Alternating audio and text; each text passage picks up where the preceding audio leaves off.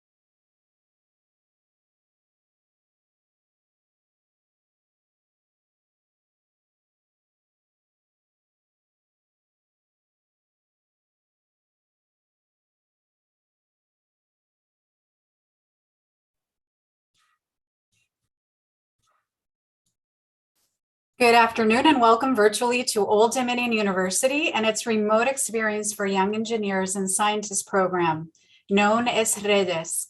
My name is Giovanna Gennard, Assistant VP for Strategic Communication and Marketing, and also the co-chair of the REYES program. And I will serve as your host for today's event on NASA's World of Extraordinary Opportunities, featuring Julie Williams-Byrd. The purpose of the Global REYES program is to offer free virtual learning experiences that increase science literacy, inspire, and train future generations of STEM-age students.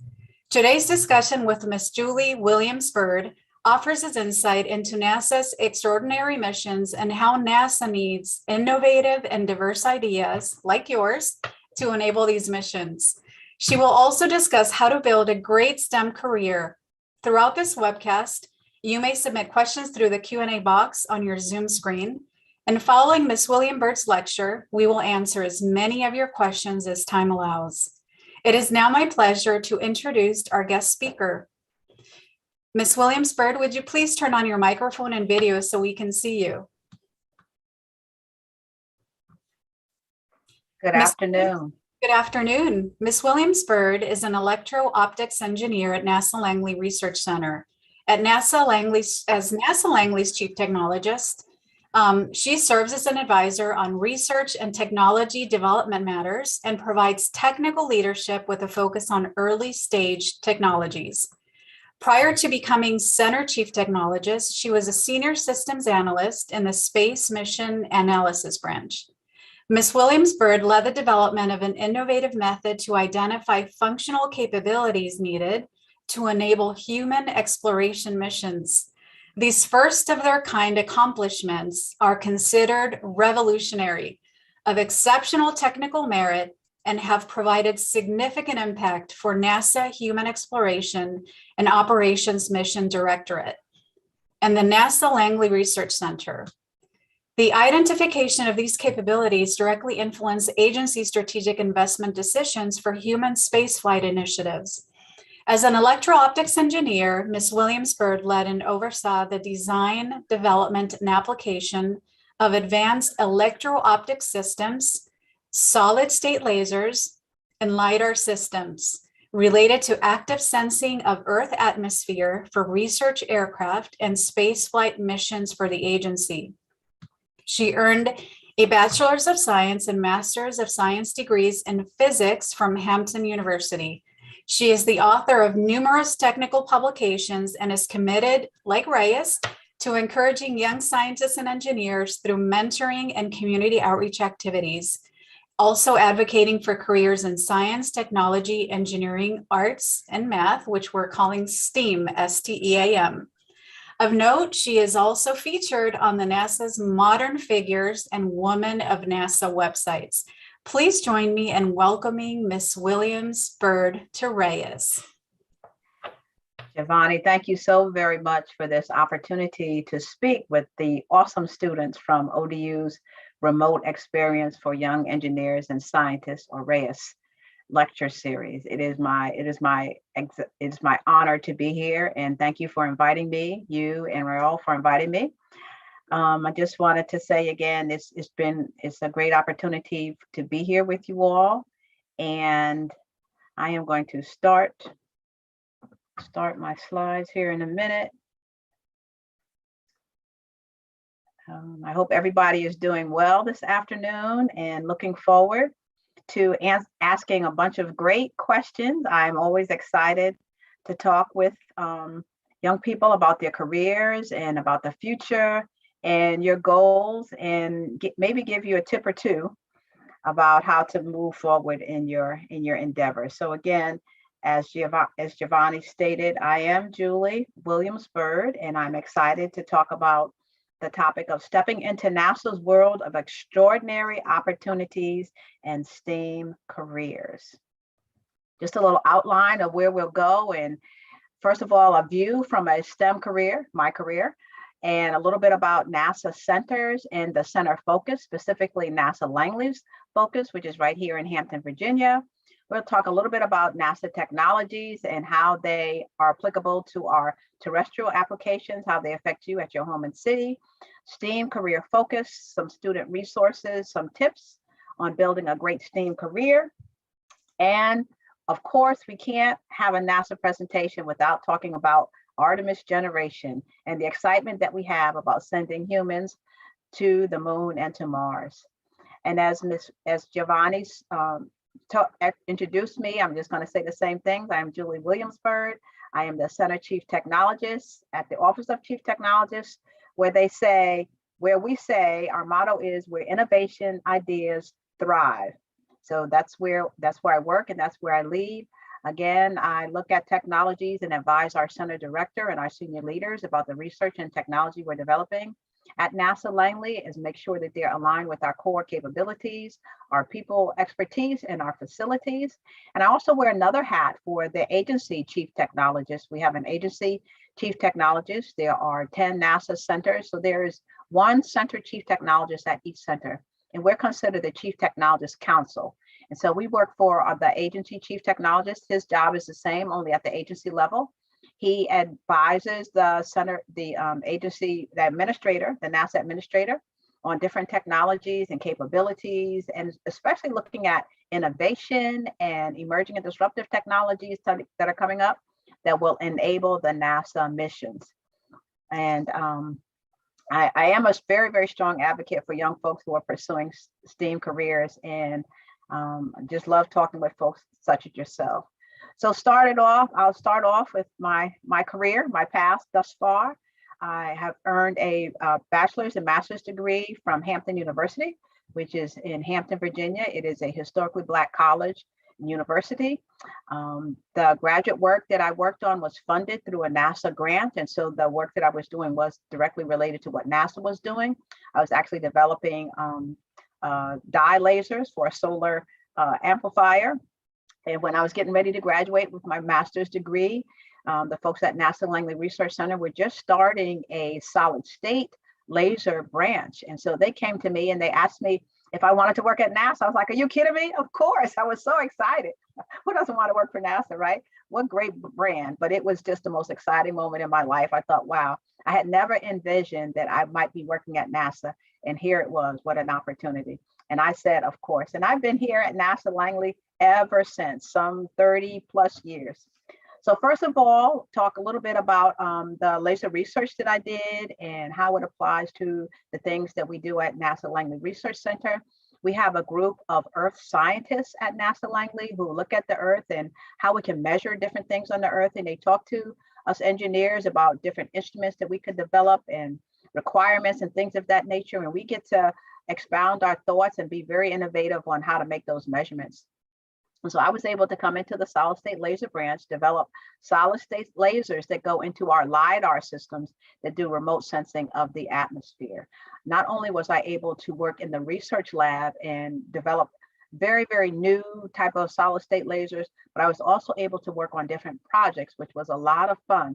One of the projects that I am most proud of is the Calypso instrument that continues to fly around our orbit and take measurements. And so I worked on that laser system along with a contractor in Fairfax, Virginia.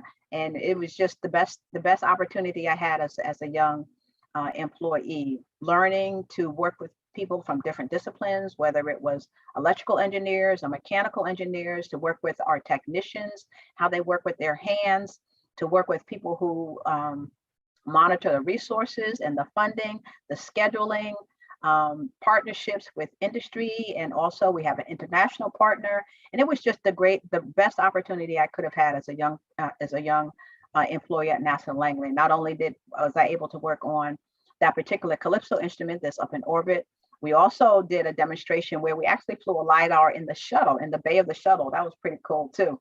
And so that whole solid state laser work, where I was able to do research and do projects, get to know different people across the agency and across the world, to go to conferences and be in that community, it was really great.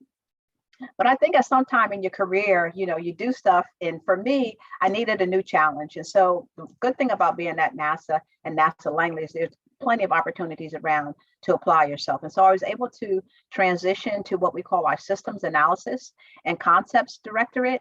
And in that directorate, they had an organization, a branch that's called the Space Mission Analysis Branch.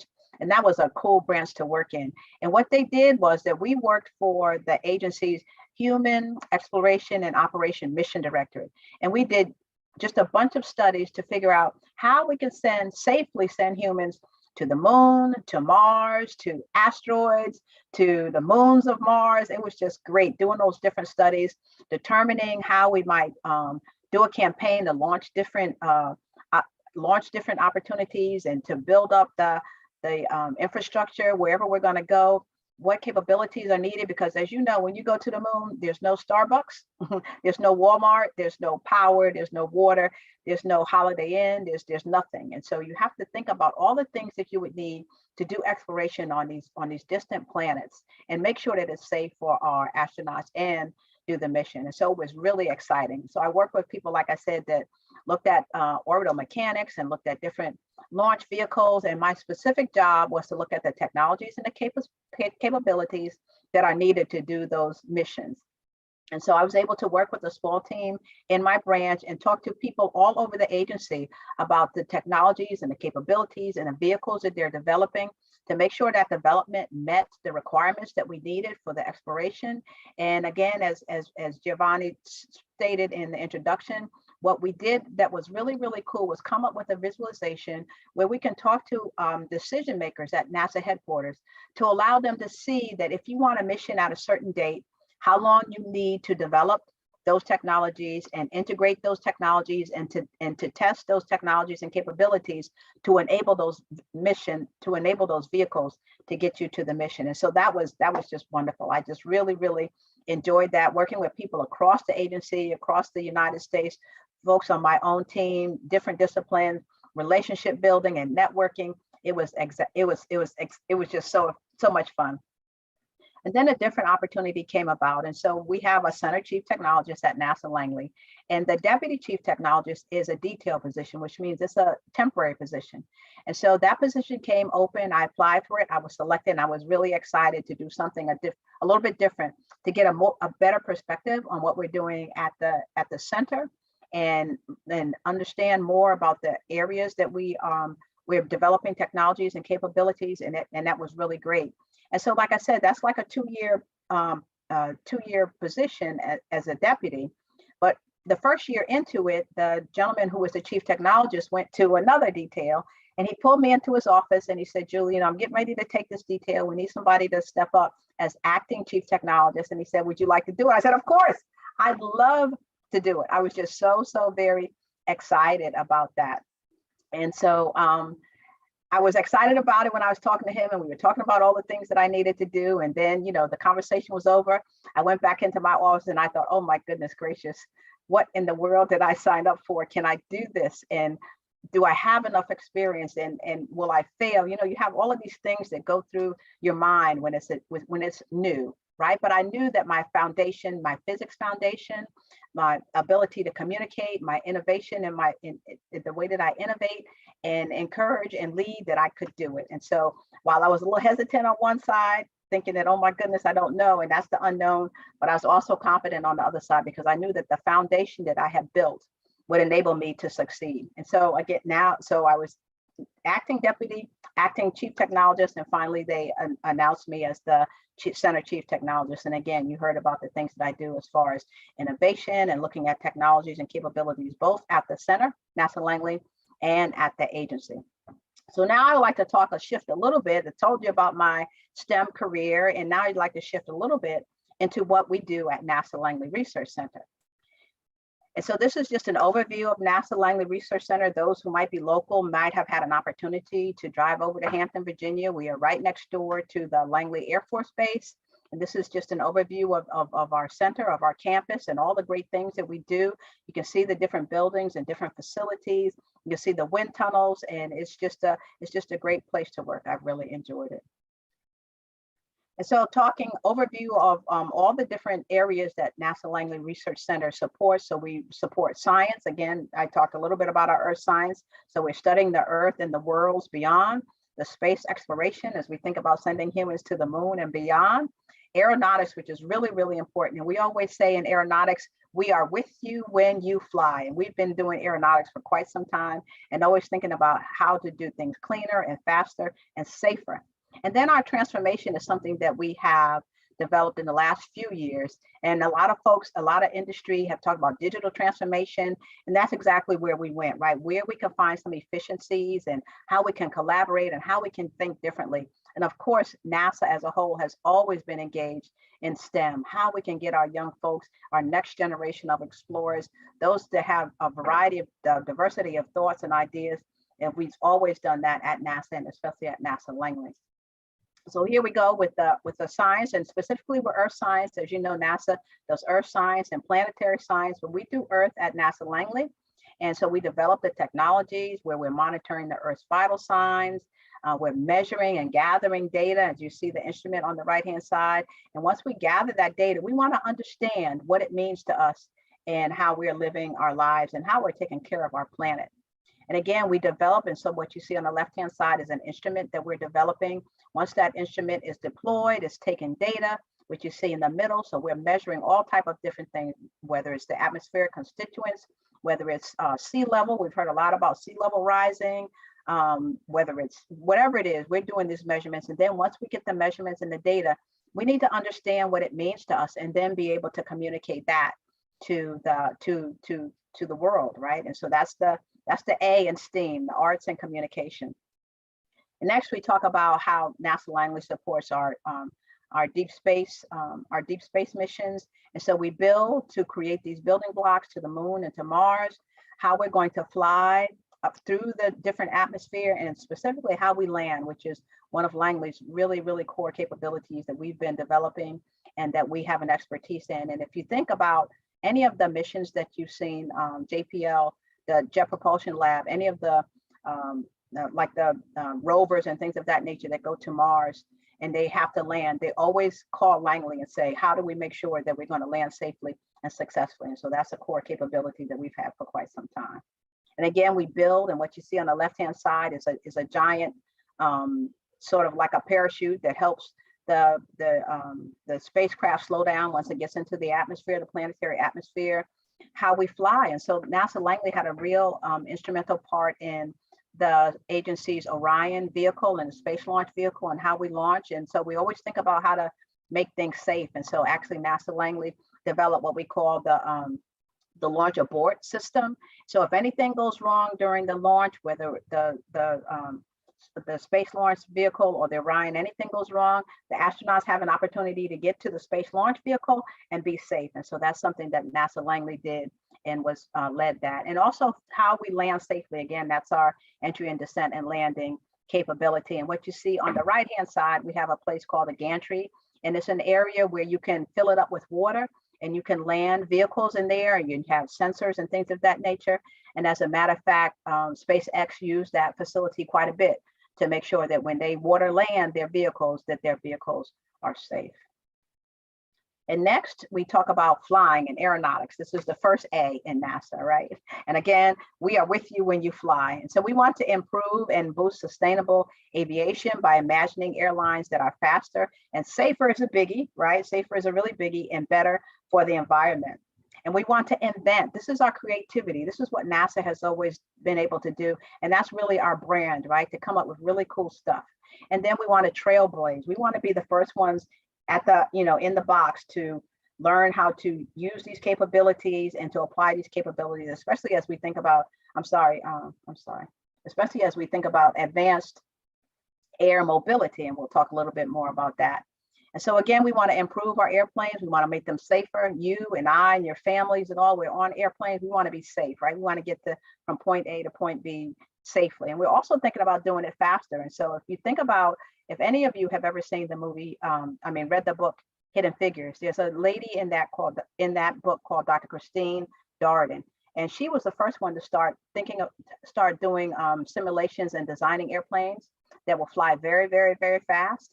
And NASA is now still thinking about that and actually building an airplane, the X-57, which will fly very fast. We have to think about the sonic boom, but that plane is so fast that we can fly from the East Coast to the West Coast in just a couple of hours. Wouldn't that be cool?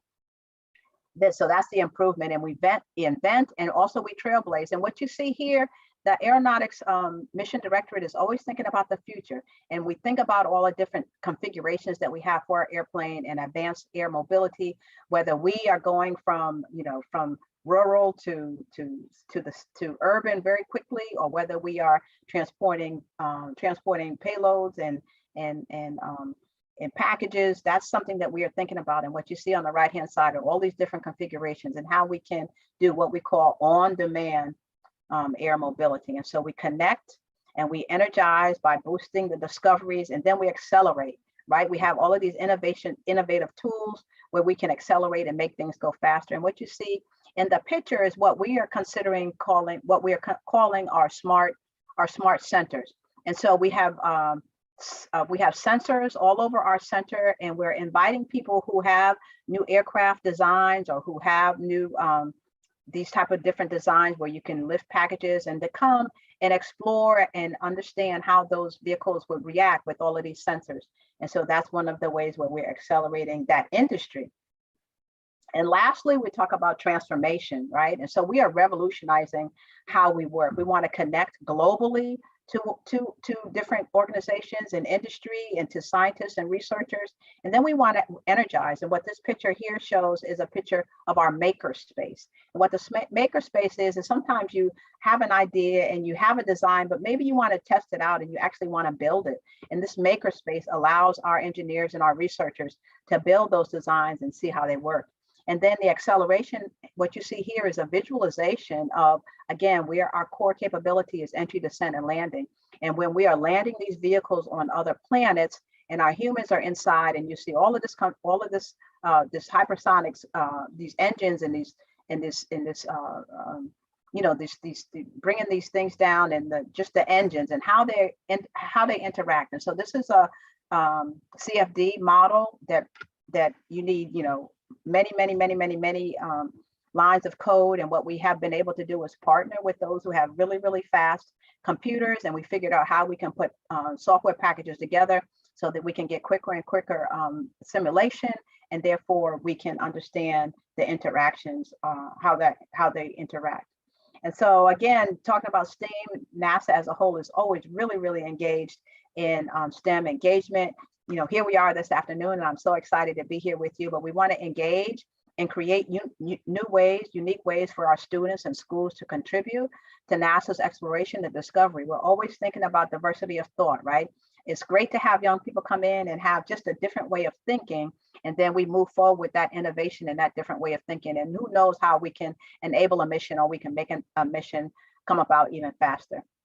And we want to educate by helping the students in all backgrounds, and we want to inspire. That's what NASA does, right? We're innovative and creative, and it's one of the few places where you don't have to worry about making sure that you make enough money to keep the business open. This is something that the government and the country has said this is important, and so we want to inspire with our missions and inspire young folks to do. I'm sorry about that. So what you see on the right-hand side is just one of the opportunities when we were on center to bring young folks in and do a bunch of different activities. And so we're excited about that. And I'm going to give a plug to ODU and the Space Grant Consortium, who heads up our VAST and VEST programs. And they just do a great job, and the partnership that we have is really phenomenal. And again, this is sort of the what you see on the left-hand side is engaging, and so that's how we engage our students through different programs, whether it's VAST or VEST. We typically go to some of the sports activities. So the CIAA has a tournament, and the MEAC has a tournament. Typically, CIAA is in Charlotte, North Carolina. MEAC changes, but we want to go there, right? We want to go to where the students are. We want to go to where the young people are and educate them on the things that we're doing and get them excited.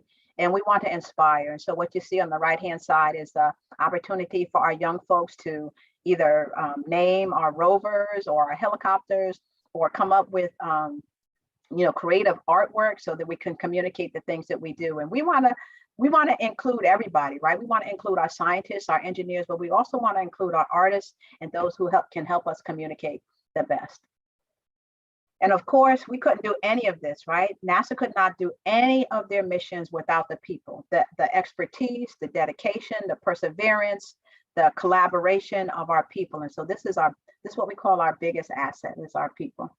And not only do we have people who do technical work, but you see, one of the pictures where you see young folks. And so we actually have a daycare center right there on the facility so that people can bring their children. So we're family friendly as well.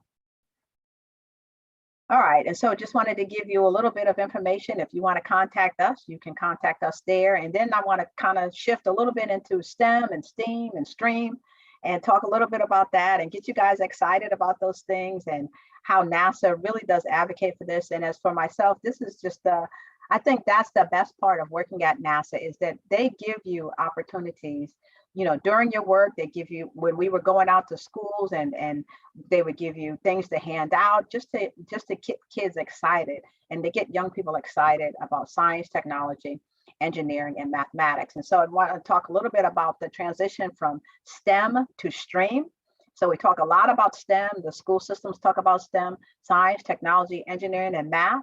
And now we're transitioning to STEAM, which is the science, technology, engineering, arts, and mathematics. And again, when you talk about communicating to the country and to people and to the world, you have to be able to communicate well. And we start including those folks who can write well, those who can tell a good story, who can tell an innovative story, those who are artists, those who do animations, and we include them into our team because we need them to make sure that our mission is enabled. And then lastly, I want to introduce what I call STREAM. And so there's a deacon at my church who heads up our youth ministry, and he also has a teen leadership. And he started talking about STREAM, and that's science, technology, relationships, engineering, arts, and mathematics. And so now we tie in the relationships. And anytime we talk to young folks, we talk about relationships and mentoring and networking. And those relationships are really important. I know in my career, when I first started, like I said, the relationships with the people with different disciplines, the folks that did resources that helped us with our funding, the folks that made sure that our schedule, that we were on schedule and on time, and also the relationships that you build with our NASA headquarters decision makers. And so relationships, STREAM is the next word. You can use it now if you want to, and we can start making it popular. And so now I just want to talk a little bit about how to have a successful career. So first of all, be prepared, right? Ask questions. Don't be nervous about asking questions, because believe it or not, if you have a question, there's somebody else right next to you, or somebody in the classroom, or somebody in that place that has the same question. So be prepared and ask questions. Don't be nervous about that. Never give up. Believe in your dream. If it's your dream and you're dreaming big, believe it. Reach for it and do what you need to do to achieve that dream. Find good mentors in your life, and you'll be surprised at the people that see you in a different light and see your future that you don't see. And so those are your mentors. Those are the people that can help you get to where you want to go. In my office, we typically have 2 interns for each intern session. That's the summer, the fall, and the spring. And I tell those interns all the time, keep in touch with me in the deputy, and let us know how we can help you, whether it's letters of recommendation, whether it's, just counseling, whatever you need, we're here. And I tell them how, and express to them their skills and how that can apply. And so that is listen to your mentors. Typically the first life mentors are your parents. And if they're telling you something good, if your parents are telling you something, believe it's good. And also listen, right? Please listen to what they're saying. And take on hard stuff. Don't be nervous. Anybody who is in the engineering and science and research area knows that it's not easy. I'm not going to lie to you, but you can do it, right? That you're smart enough and you're dedicated enough and you're persistent enough to do those careers. So learn from failures. It's okay. All of us, got some failures. I call them dropping balls. Every now and again, I do drop a ball or you have a misstep and you learn from that, right? And you move forward. And I'm going to be really transparent with you about, and so it also talks about, one of the bullets talks about stuff happens, right? So life happens. And so I'm going to be a little bit transparent with you about something that happened in my life. So as I was going into my sophomore year at Hampton University, my mother passed away. And that was just a blow to me. That was just such a blow to me and to my family. And at one point, I didn't think I was going to come back to Hampton. I thought that maybe I would withdraw from Hampton, go to school locally, maybe at a community college, help my father and my younger brother to get through that. But it was the help of my mentors and the help of my family who kept me going. Literally, my aunt and uncle came to West Haven, Connecticut, and drove me back to Hampton so that I can go to school. The gentleman across the street from me is a Hampton alum. He called Hampton and said, don't get rid of her schedule. Don't get rid of her room. She's going to come. And so there were those people who helped me through. And it was a learning experience for me to persevere, even though, my heart was broken, to persevere and think about what my mom wanted me to do. And so things happen in life. I'm here to tell you, things will happen in life, but just try to move forward, learn from it, reset, and continue to grow and help those who are going through the same thing as well. Like, that's very, very helpful. Build relationships. We talked about that in the stream. Always take time to thank people. People don't have to do things for you, but always take time to thank them and never forget to pass it on, right? So that's why I'm here talking to you all. I'm just so thankful for where I am and the people who reached out and helped me. And I know that it is my job, it is my passion to pass it on and to help others. And so just a little bit about the 10 NASA centers that you see here. Here we are at NASA Langley Research Center, the mother center, the first center. We have a NASA center in Maryland and called NASA Goddard. We have another center in Ohio, one in Alabama, which is Marshall. Of course, everybody knows about our Kennedy Center because usually that's where we launch. And you can't see here, but one of these circles here is actually Wallops, and we have started to launch vehicles from Wallops Island, which isn't too far. Excuse me, we have Stennis in Mississippi. We have Johnson Space Flight Center that does all of our exploration operations, whether it's the International Space Station or whether it's the shuttle. So that's where we have the operations. And then we have 3 centers on the West Coast, Ames, Armstrong, and of course our Jet Propulsion Lab, where we do a lot of our robotic missions. And just quickly, a little bit of, now that we're in this virtual environment, just a couple of URLs that you can use to tour virtually some of the NASA centers. And this is a really cool site that I would encourage you to visit. And you can click on different areas and you can see how NASA technologies and capabilities are helping us live our lives. And so it shows that terrestrial application, and that's a pretty cool site to visit as well. Of course, we have a lot of, NASA is always focused on STEM, and especially now that we're in this remote environment, and a lot of different tools and a lot of different cool activities that the students can use and the teachers can use. And so this is a site for students and teachers. And of course, like I said, we always want to talk about Artemis, right? And how we are so excited. NASA is so excited to send astronauts back to the moon. And we say it's going to be our first female astronaut that goes back to the moon, and we're really excited, and a person of color, which is that's just the goal, which is really cool. And when we go back to the moon this time, it's not going to be for a couple of days. We're actually going to learn how to live on the moon and how to live on another planet so that it will prepare us to live on Mars. Mars is much farther away than the moon, and so we need a place to practice. And so we're going to practice on the moon. And lastly, I want to show a really, really cool video of get you excited about going to the moon, sending astronauts to the moon, and then I'll be more than happy to entertain questions. All engine running. 50 years ago, we pioneered a path to the moon. The trail we blazed cut through the fictions of science and showed us all what was possible. It's very pretty out here. Today, our calling to explore is even greater.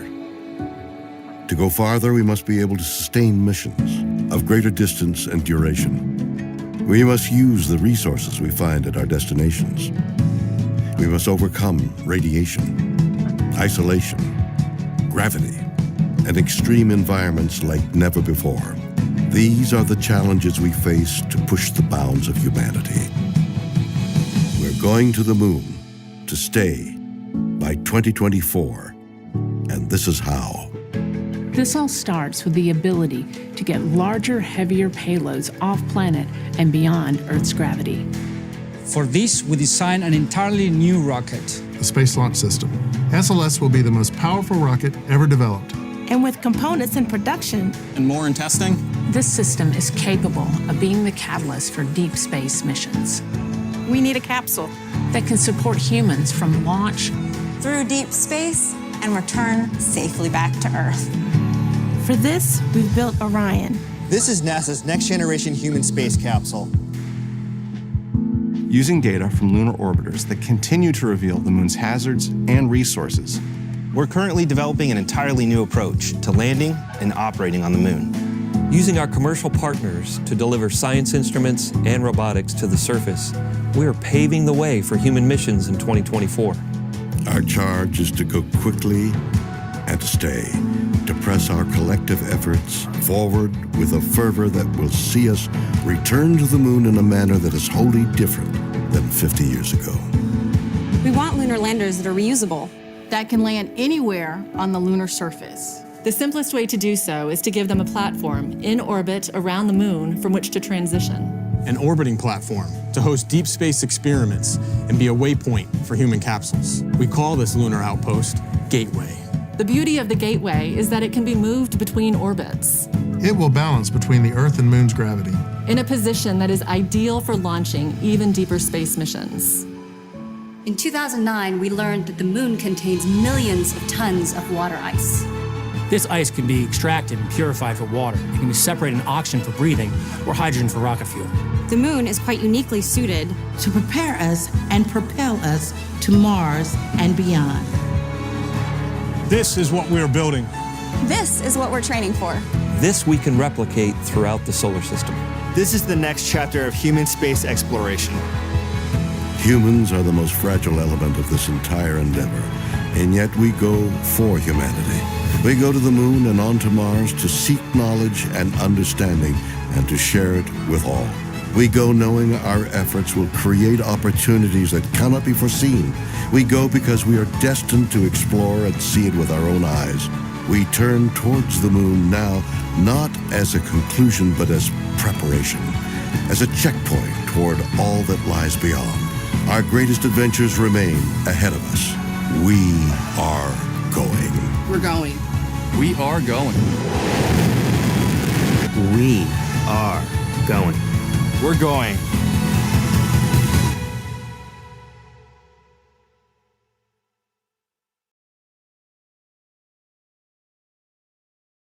Pretty cool, huh? Very cool. I love that video. I get excited every time I see it.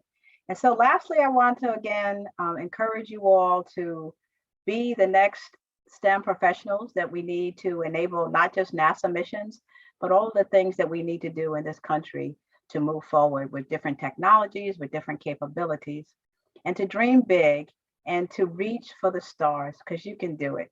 You guys have the capability, you have the technology, you have the innovative thoughts, you have the diversity of ideas, you can do it. And guess what? We're counting on you. At that, I would like to say that's the end, and I am willing to take questions. Well, thank you so much for talking with us about NASA's World of Extraordinary Opportunities. And as you said in the end, for making sure that we're all reaching for the stars. After watching your video, I think that all of our friends in the audience are ready to apply for careers at NASA and also study really hard so they can get there. So now we're going to go into the Q&A session. And so if you have any questions, please feel free to enter them into the Q&A box of your Zoom screen, and we will answer as many as time allows. So the first question that we have is from a 13-year-old who's attending our session, and she would like to know if there are any opportunities and internships for girls their age so that they can begin to learn early, and if so, how can they apply? That's a good question. That's a great question. 13 years old. I think that the Virginia Aerospace, the VAST program and the VEST program, I think that's middle school, if I'm not mistaken. I would suggest that you go to that NASA.org website and look for opportunities for middle school students. The VAST program is Virginia Aerospace, and the VEST is Virginia Earth Science program. And that program, from my understanding, is led by the Space Grants Consortium, which is right there at Old Dominion University. You will apply in the fall timeframe. There's some online work that you need to do during the school year. And if selected, you will be able to do a week-long residence. And I guess we haven't been residential for a couple of years, hopefully this year, right? Maybe this summer we can be residential. And you have a week-long opportunity to do residential work right there at NASA Langley Research Center. And you'll have just the coolest mission. And they have mission control, and they have the technologists, they have the resource people, they have the project managers, and you can, figure out what area you want to work in. And you actually, from start to finish, you start a mission and you end a mission, and you have NASA people come in and mentor you. And that's really, really a very, very exciting program. Besides those two programs, I'm not sure about that school age, but I would continue to just kind of look at that NASA center, that NASA website, and see what opportunities are there. And if nothing else, there's a bunch of cool activities you can do. There's always different competitions, like our arts competition, where we might have a new mission and we want somebody to come in and come up with a really, really beautiful way of showing that mission. And so I would just stay in touch. That's great advice. Thank you for sharing that insight with us. And so we do encourage everyone to go to the chat where Mr. Raul Briseño has actually included a link for you to follow on several opportunities that our young viewers can take advantage of. One of the things that I was really interested in seeing was that you studied physics. And so I was wondering if you can tell us more about your reasoning for studying physics and how physics has prepared you for the career that you have today. That's a great question. That's a great question. And I always tell the story, I talk about people who are your mentors and people who see things in you that you don't see in yourself. And so as I was growing up in West Haven, Connecticut, me, my mom and dad and two brothers, I was the middle. So me and my dad had a really, really close relationship because I was the only girl. And so all during high school, my goal was to graduate from high school and go to school so that I would one day be a Supreme Court judge. At the time when I was growing up, Thurgood Marshall was the first Black Supreme Court judge, and he had been very, very successful in all of the cases that he had adjudicated prior to being the Supreme Court judge. And I just thought he was just the coolest. He was just making such impact, and I just thought he was the coolest. That's what I wanted to be. Well, during my senior year of high school, my father was reading a Black Engineer magazine or engineering magazine. And he came to me and he said, "Julie, I think you should be an engineer." And because he's my dad, and because we had such a great relationship, and because I trusted him so much, this is my senior year of high school. I said, "Okay, Dad, I will do it." So I remember that, that Monday, that was the weekend, that Monday, going back to school and going to high school and talking to my guidance counselor and saying, I need to make a change, just a quick right turn here, that I need to switch from thinking about being a judge and going to law school to being an engineer. And so, we had to change classes and things of that nature. I had only taken one science class. It was a biology class. So I needed to get into a physics class. I had always been really, really, really good with math. I'd already taken a bunch of advanced math classes. And so that's another reason why I felt confident that I could do it, but I needed to take a couple of more. And so I got into this one physics class, like I said, halfway into my senior year, and just the teacher was phenomenal. His name was Rocky Tremblay. I will never, ever, ever forget him. and he was able to explain physics to a high school student, and it just clicked for me. Have you ever thought about those things that are just natural to you, right? You almost just kind of breathe them. I think about Katherine Johnson and how she was just so good with math. There's some things that are just within you and that you can just flow in. And physics was one of them. Mr. Tremley was able to teach me physics. We did a whole bunch of really cool activities. We did the pendulum. We would go out to the park and do the pendulum with the swing. And I'll never forget one activity we had where, when I was growing up, there was this at the park, there was this thing that you can get on, and it went around and around and around and around, and you pushed it, and it was on a pivot, and you just go around and around and around. And if you weren't, if you weren't careful, it would make you sick as a dog. But anyway, so this big metal thing was on this pivot, and when we went to the park, the metal thing was off the pivot. And so Mr. Tremley said, well, if all of us pick this thing up, and it was heavy, if all of us pick this up, we can put it back on. I'm thinking, this man is crazy. But we did it. We all picked it up. It was about 30 of us. We all picked it up, put it on the pivot, and it just, it just kind of blew my mind. But it helped me, again, feel really, really comfortable with physics. And so from there, physics and engineering. And so from there, I went to Hampton University and started studying engineering. And again, there's always somebody kind of looking out for you, right? Or looking at you. And so the dean of the physics department kind of took me under his wing. And he said, Julie, would you like to study physics? He was the one that gave, his name is Dr. Venable, Demetrius Venable. He's at Howard University now. But he just kind of took me under his wing. And he said, and he was the one that enabled my graduate work. He worked with me in graduate school in the research labs. We started a physics honor society and a Black Physics Society. And he was just a real big advocate, along with a lot of the other professors at Hampton University. And so that was the beginning, right? I was going to be a judge, switched to engineering, and then studied physics, and it's been great. It's been really phenomenal. That's really great to hear. And we have some people that are asking questions regarding what types of majors, in addition to physics, would you encourage people to pursue so that they can one day either intern at NASA or one day work at NASA? Mm-hmm. So all of the STEM majors, computer engineering, computer science, mechanical engineering. Like I said, we building instruments all the time, electrical engineering, math, physics, chemistry, biology, all of those STEM foundations, right? And because of the math background and because of the understanding of those disciplines, you can excel at NASA. You can really, really do well, and not just at NASA, but you think about the other industries, right, that are cutting edge and they're doing really cool stuff. You can excel there as well. So I would say any of the technical, math, like I said, math, physics, chemistry, biology, all of the engineering, all of them that you can think of, and you could have a career at NASA. And when I look for interns, I typically look for computer engineers or computer science, but I take anybody. We have used a young lady from Norfolk State University who was studying chemical engineering, just anybody. I believe that, again, it's the foundation, right, that makes people succeed. And so that foundation is what's needed to begin with. And then we can help them and learn and teach them and train them in the other areas.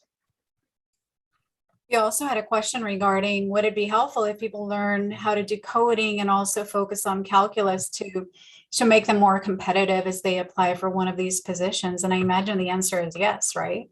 Yeah. So as we know who are in the STEM field, you have to have that math foundation. You have to. It's not just, it's calculus, it's differential equations, it's a lot of math that is going to help you build that strong foundation. And so I would tell anyone, even in middle school, start and really challenge yourself, right? Don't just start with algebra and don't just start with geometry, but really challenge yourself because there are calculus classes, there are AP calculus classes in high school. There's a whole lot of math disciplines at different universities, and programming is really, really important.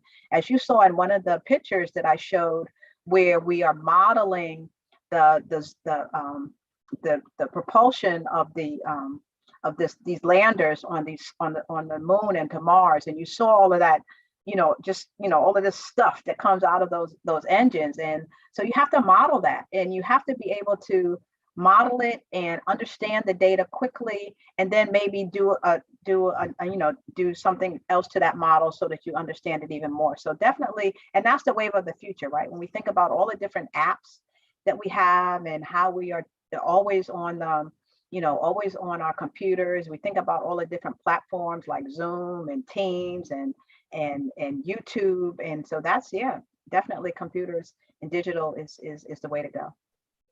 I should also offer to people who love, like me, who are great STEM advocates and who love STEM, but didn't study STEM, right? So I studied communication and art instead.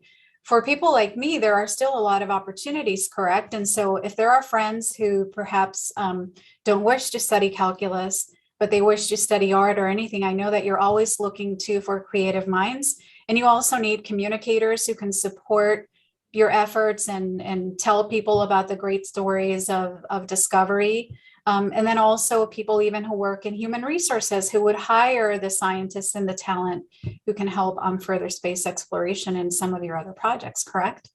Yes, that's very much so. And when we talk about STEAM, right, science, technology, arts, and mathematics, we need those folks who can communicate well, who can do the arts. I mean, that video that you saw about We Are Going, that's someone who is an expert at visualizing what the message should be and putting it together, making it concise. And so we definitely need the folks who do the communication, who do the arts, who do the human resources, which is important that we get the right skills. But those who are good at accounting, right? Because we have a budget that comes in. If you have a project and you have a budget, you need someone who can help you track those resources, right? And disperse those resources and make sure that you do what you're supposed to do with those resources. So again, that's another discipline that's very, very, very important. Doing contracts, and we have legal, and it's just, and at NASA, there's the STEM, but there's also everybody else that we need to make these missions go. We need our managers and we need our supervisors, and all of those disciplines are really important. And I think not just at NASA, but at other industries as well. So yeah, communication is key. If you like to write, if you're visual and you can create, then we're always needing you. As a matter of fact, NASA just recently came out with a graphic novel of a young lady who's on the moon. And so you think about how NASA used to be just very discipline focused, and we only talked about technical stuff to the ninth decimal place and bored people to tears. Now we find ways to communicate, right? And a graphic novel at NASA is just really, that's a total swing. So most definitely communication and art and creativity is something that we have to have. And we can really feel the passion that you have for the work that you do. Can you tell us what are some of the favorite things that you get to do day by day that just make you want to wake up in the morning and go to work? Things like this, I just enjoy. I just really, really enjoy talking to young people and encouraging them, because sometimes when you're growing up and you don't quite know, where you want to go or what you want to do, and you might have an inkling for something, and maybe somebody said, well, you're not smart enough for that, or you're not good at that. We need people to say, if we work hard. So I'm not a genius, right? I'm not a person who it all comes naturally. I've worked hard, and hard work is good for everybody. And so what I like to do is go out and tell our young folks and let them see a person like myself that has been able to succeed, and say that this is the art of the possible. And you can go so much farther, right, than I can. You can be the agency administrator. That's what you can be, right? And so I love going out and talking to young folks. I wish we could get back in person and we could start handing out things and really touching folks a little bit deeper. But this to me is the best part, because NASA allows me time out of my work, right? To come out and talk to young folks and just encourage and inspire and help young folks do the things that they do. And the other thing that I really enjoy is meeting people with different disciplines and different backgrounds and working as a team. That's really exciting to me because you get to learn people and you get to communicate with them and you get to work together as a team and accomplish something, which is really, really exciting for me as well. It really is for us too. I know I speak for Raul and myself that we love what we do as well as all of our volunteers and REYES, and just getting to meet all the young talent that attends these presentations and that work with us in the summertime. They join us from all over the world, and they're just so ready to be the latest innovators and to help make those discoveries and maybe even help with space exploration in the near future. And I know with the uncertainty of today, we do have a question regarding how do you keep motivated in these times when you may not be able to get together, like you mentioned, and have that face-to-face? Some of our students may not have been in school for a couple of years or maybe for some months. What advice do you have for them to stay motivated and confident and focused on these times of uncertainty? Yeah, that's a great question, especially in these times with, like you say, we have been remote and we've been locked in our houses for a year and a half, and we haven't had physical interaction with people. Like I said, I have not been in my office since March of 2020. That's how long it's been since I've been in my office and working with people. So it has been tough, right? And people, there's sickness, this whole global pandemic, and people have been affected. Young folks have been affected by family members. So it is a really, really, really rough time. And I think that how we get through this is we have to be, we got to be true to ourselves, right?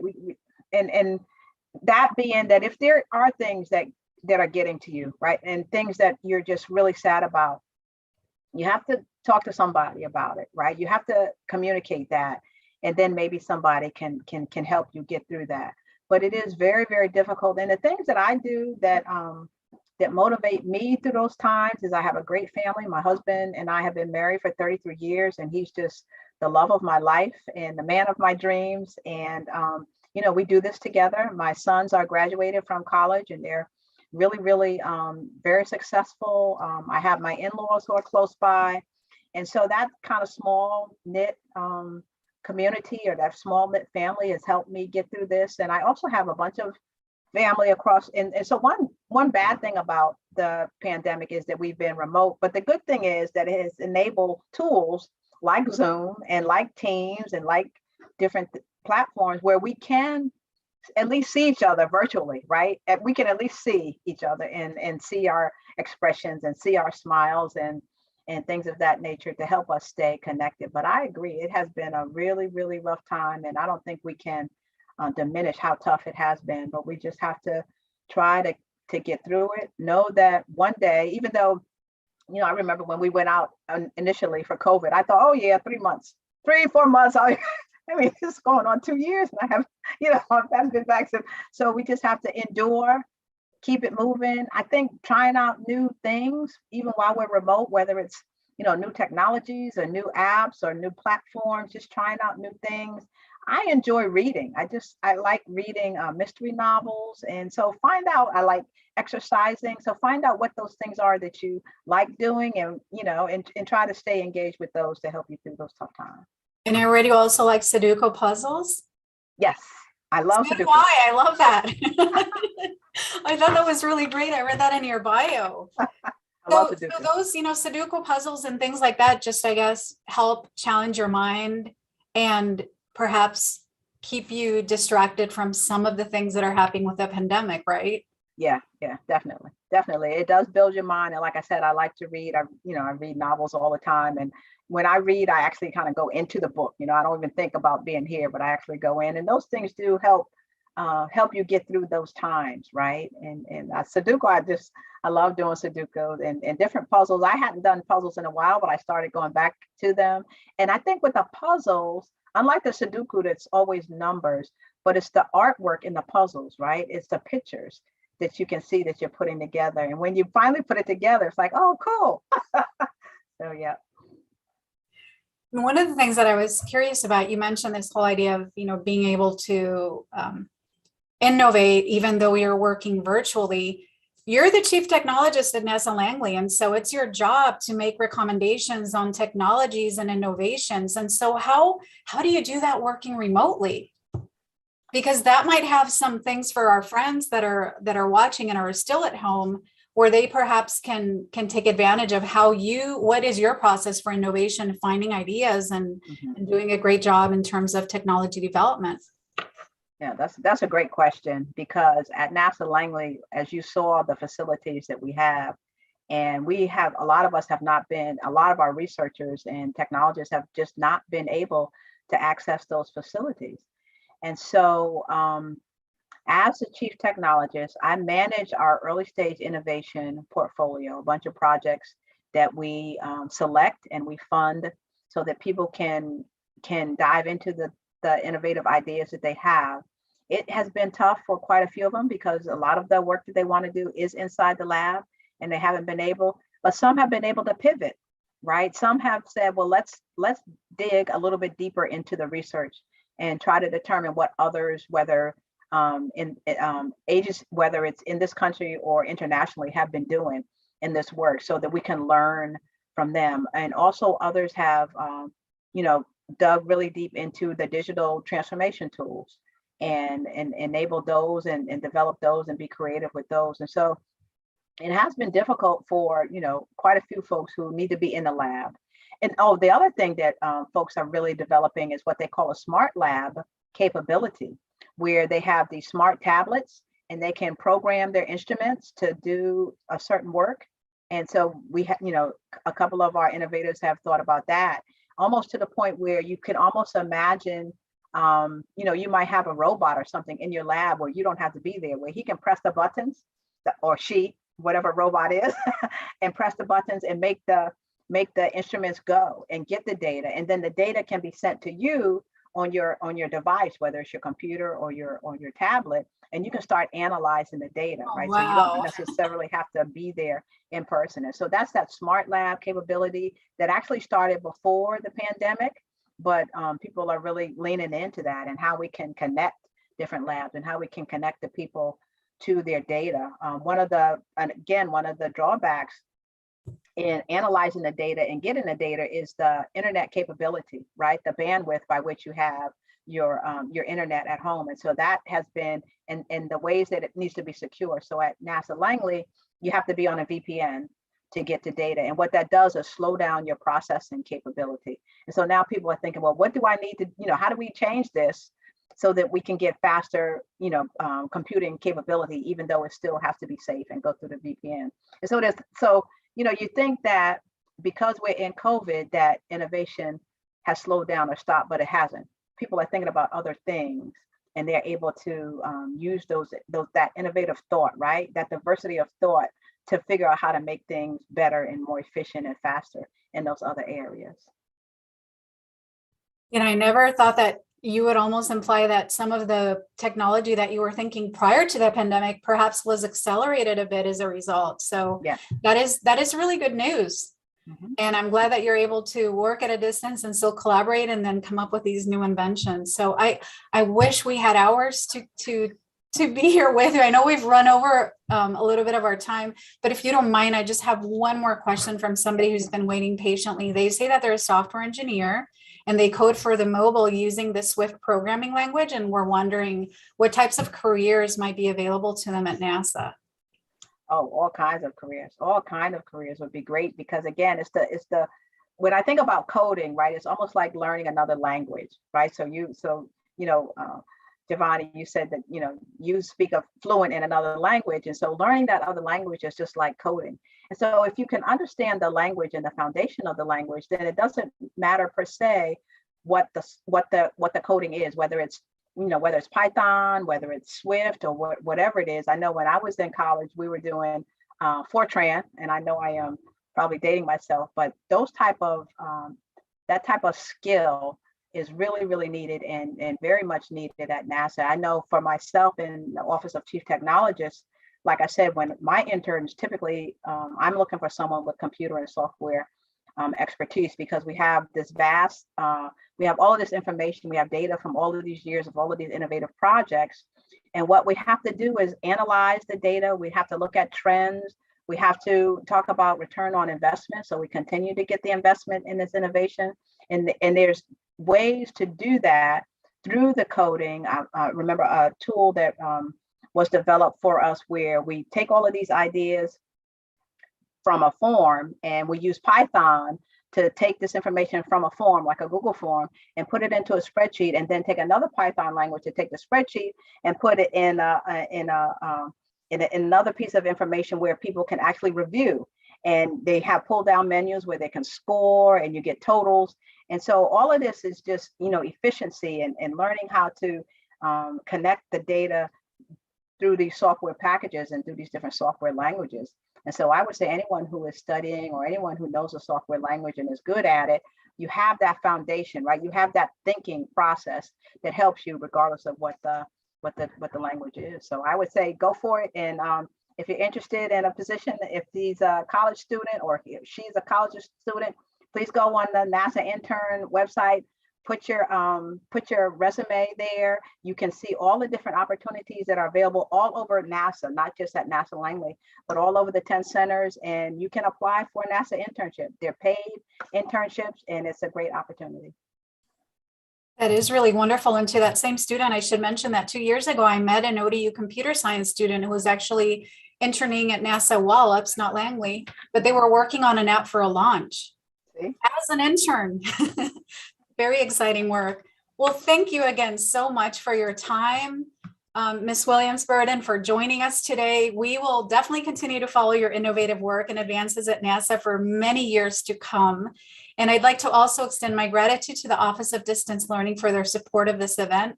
And to our audience, thank you to each and every one of you for always supporting our program and for tuning in. For more information about any of our upcoming REYES lectures, and I know that we also, Julie, thank you for connecting us with one of your colleagues who's going to be presenting in the spring. We want you to visit odu.edu/REYES. We look forward to you joining us at a future event, and today's session has been recorded, and so if you'd like to rewatch it or share it with friends, you can access it from the REYES website at odu.edu/REYES, where you can go to our YouTube page. This concludes today's program. And again, please have a wonderful day. And thank you again, Ms. Williamsburg, for joining us today. Have a wonderful rest of your day, everyone. Bye. Bye-bye.